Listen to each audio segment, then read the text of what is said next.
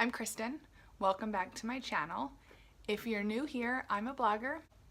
I have a blog called lifeofstones.com where we share our personal story of working to get out of debt to help others do the same.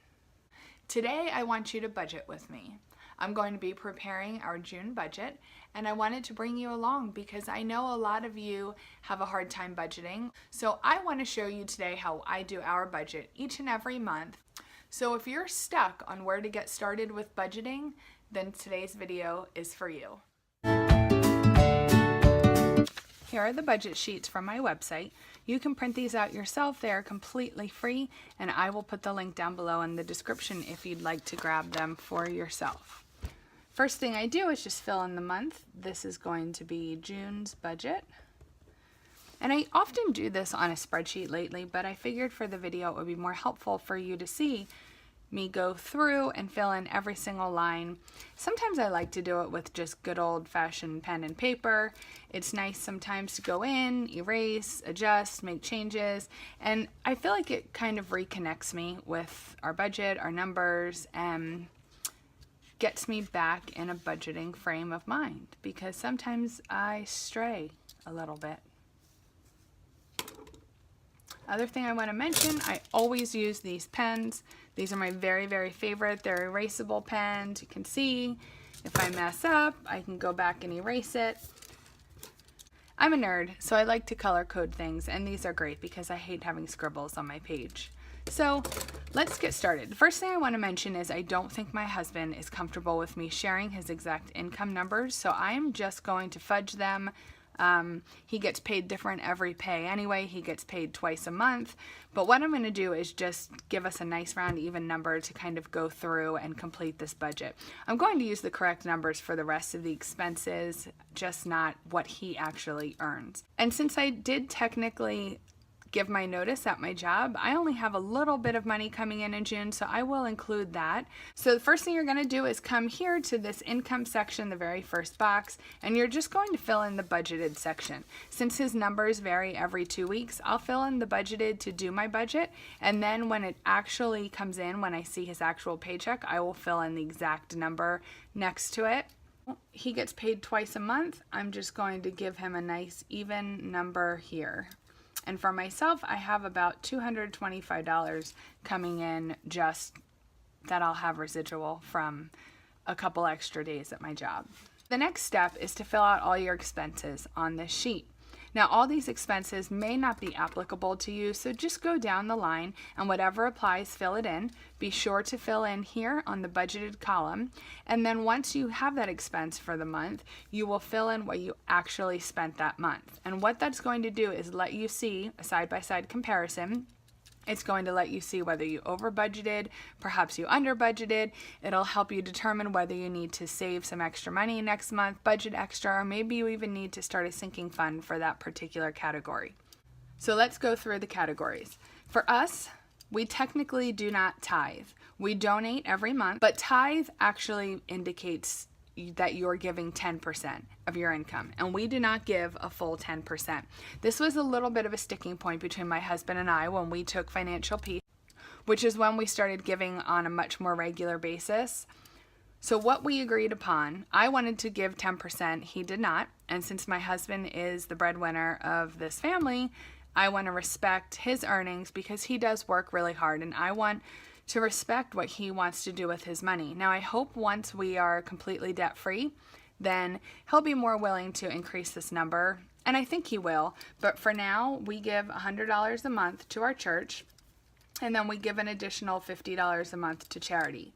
$30 of that is automatically debited from our account and goes to an awesome organization called World Vision. And what that is for is to sponsor a Syrian refugee in the Bekaa Valley in Jordan right now for the Syrian refugee crisis. They are desperately in need.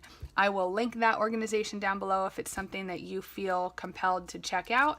And the other $20 is for spontaneous giving each month. Sometimes somebody's sick and they're raising a collection at my husband's work, or perhaps the ARL is asking for money, or a local dog rescue where we got our pups needs help. That money is pretty much for anything else that we would like to donate to throughout the month. Next is emergency fund. We are currently in baby step 2. And if you don't follow Dave Ramsey's baby steps, what baby step 2 is the step where you pay off all of your debt except for your mortgage. So we have $15,500 of debt left to go. And while we are still paying off that debt, we are not contributing to an emergency fund. Baby step 1 is to fund a temporary emergency fund of $1,000, which we do have completed. So that's going to be a 0 for us for now. Retirement is also 0 for us because my husband's employer takes his pension out of his paycheck before it even comes to us. So we don't even see that money, and I certainly don't budget for it. College is also 0 for us for now. Again, once we're out of debt, then we will start contributing more money to retirement, to college funds, etc. For now, that's all 0. So I'm going to go ahead and total that one. Mortgage and rent for us is $1,410. That includes our taxes because our taxes and insurance are escrowed. We have no association fees. And our house maintenance is a sinking fund that we contribute to each month. And we contribute $30 a pay, so that's $60 for the month. If you want to total these as you go along, you can do that. That's up to you. Or you can go back and total them in the total line here once you're finished. I'll just total these as we go along here. So now you come to utilities. Unless you're on a payment plan for utilities where you're paying the same amount each month, your utility bill is obviously going to vary. So I usually just check out our last one, or I have a pretty good idea of what we spend each month-ish. So I'm just going to go ahead and estimate that that's going to be $85 this month. Our air conditioner is electric, so our bill will tend to go a little bit higher in the summer months. And conversely, since our heat is gas, gas will go down a little bit in the summer months. So I'm going to estimate the gas at $65. Our water is a quarterly bill, and we have a sinking fund for water where we transfer a little bit of money each month into our savings account, and then when our water bill comes due each quarter, we just transfer it back to our checking, write the check, and we're done. That keeps us from having to come up with an extra $150 every quarter to pay the water bill. So I budget $50 a month for water.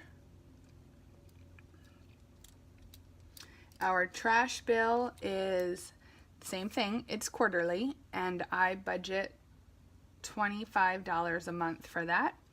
Our cable and internet is separate. Our cable is $53 and our internet is $80. And our cell phones are about $193 for our family total.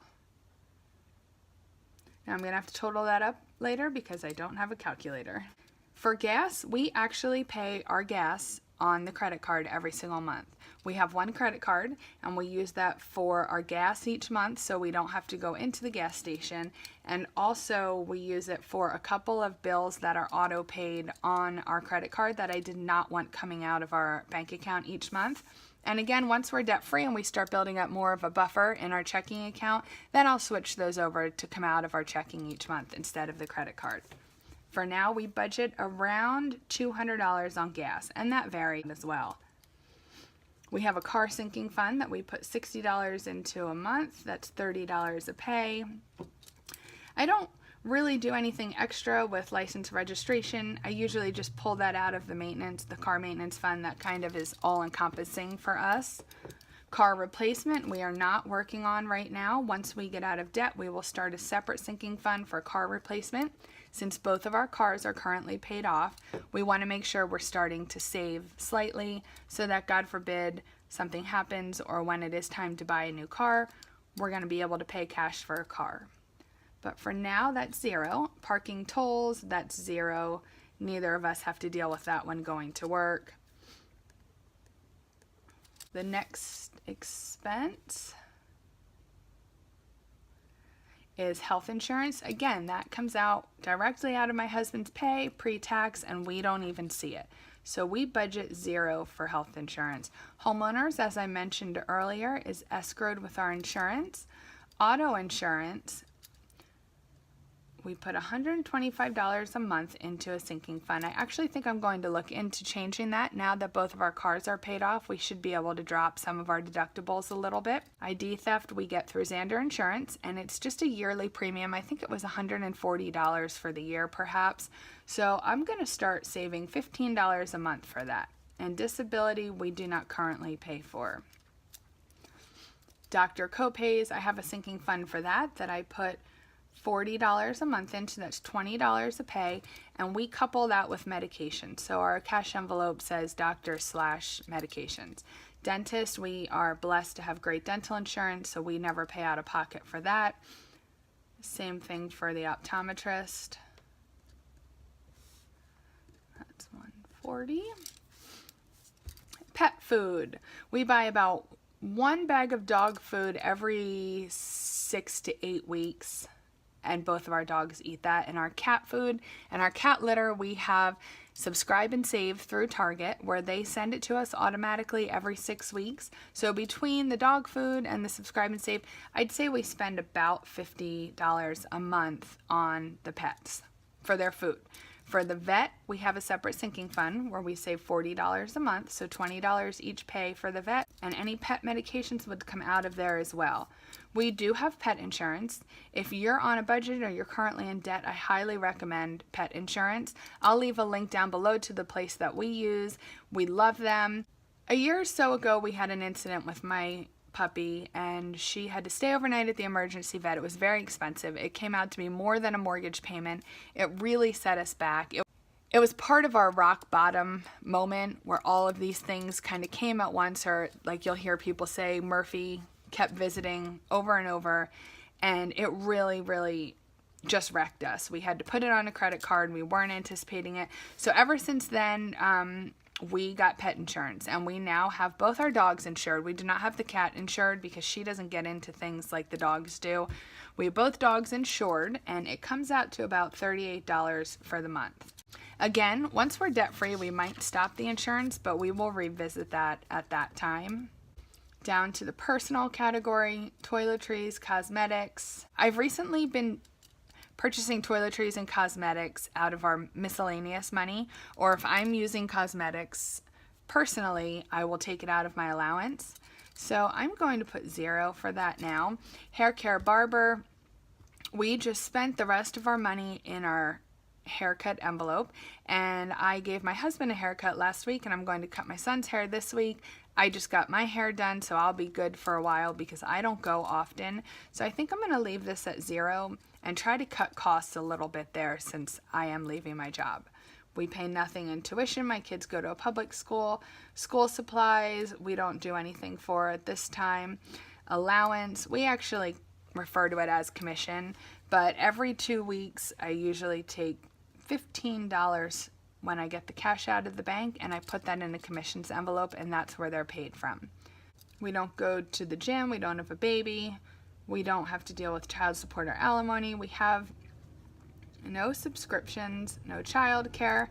Our miscellaneous, we put $60 a month in miscellaneous, so that's $30 a pay.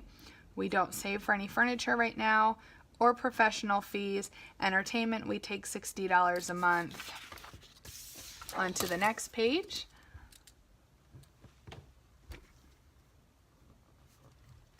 Groceries. We spend $100 a week on groceries for our family of 4, so that's $400. Eating out, we take $60 a month. Again, that's $30 a week. And then other here, we take allowance for B and allowance for K. Now my husband gets $60 a month for allowance, and I get $40 because I put 20 of mine into an account called Stash.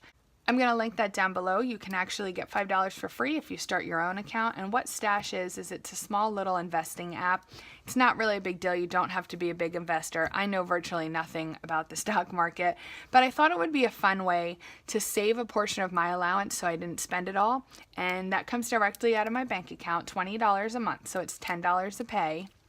And it goes into different funds that you pick or set up, and it just keeps accumulating, and sometimes you earn, sometimes you lose, just like the stock market. But I don't want to take it out, and every time I think about taking it out to purchase something, I look and I think, oh, I don't want to take my money out of here. So I've saved up about $200 in there now over the past, it hasn't been a year. So I'm going to link that down below if you want to check it out. But that's why he gets more money than I do. Also, with me coming home in a couple weeks from my job, if we're finding that we really need to cut some costs, he will keep his allowance since he's still working full-time. I think he really deserves that. And if need be, I'll cut my allowance because I don't really use much. I don't spend much. And as much as I like having it and saving it up in case I do want something, I'm happy to cut that if need be. So clothing, we don't take too much for clothing. I'd say we take probably $30 for adults and $30 for children for the month. My husband actually gets a uniform allowance twice a year, so he doesn't need to pay for uniforms. We don't really pay for dry cleaning, and I usually repair our own clothes, or if it's beyond my abilities, I will ask my mom to help us there. So next is debt. And we do not have any car payments, thank gosh, anymore, but we do have these credit cards. So what I'm going to do here is I'm just going to fill in the minimums, and then what's left over, we do a zero-based budget. So I'm going to show you what that means at the end here, and whatever's left over is all extra that we will be putting to debt. But I am going to mark down the minimums because this is what we have to pay regardless. Okay, I'm going to go tally a couple of these up that I missed, and I'll be right back. Okay, so now what you want to do is you want to add up every category at the bottom as I have here. And then you're going to just come up here to your total monthly income and your total monthly expenses. So pull your total monthly income over here. That is 4,225 for us. And then our total monthly expenses came out to 3,699. So for a zero-based budget, ideally what you want to do is you want to have all of your expenses equal exactly what your income is.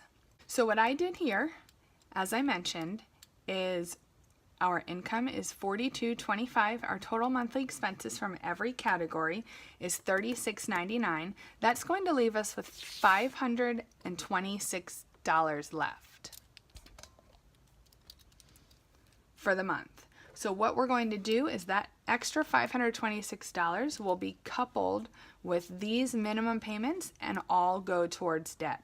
So what that does is that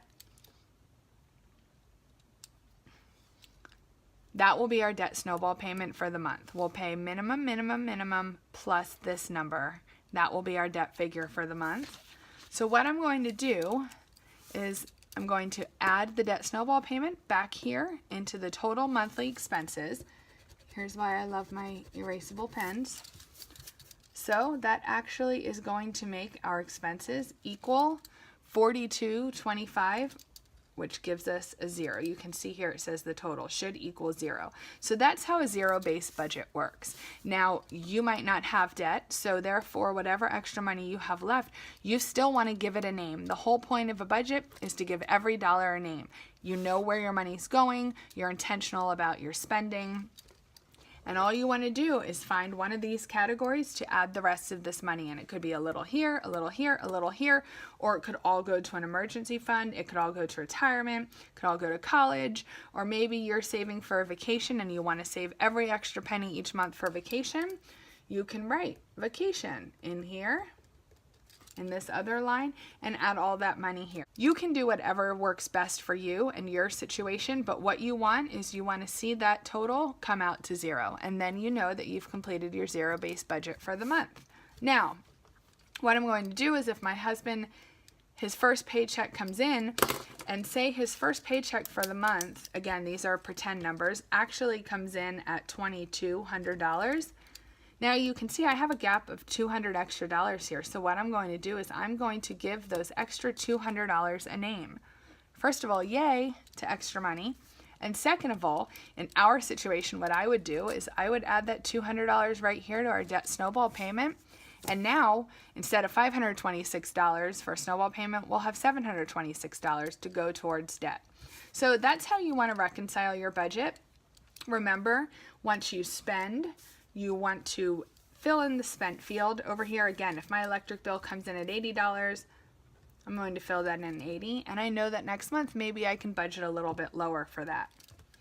If you have any questions about how I did this budget, please feel free to leave them down below in the comments section. I'll get back to you and answer them the best I can. And remember, you can head over to my website and get these sheets for free.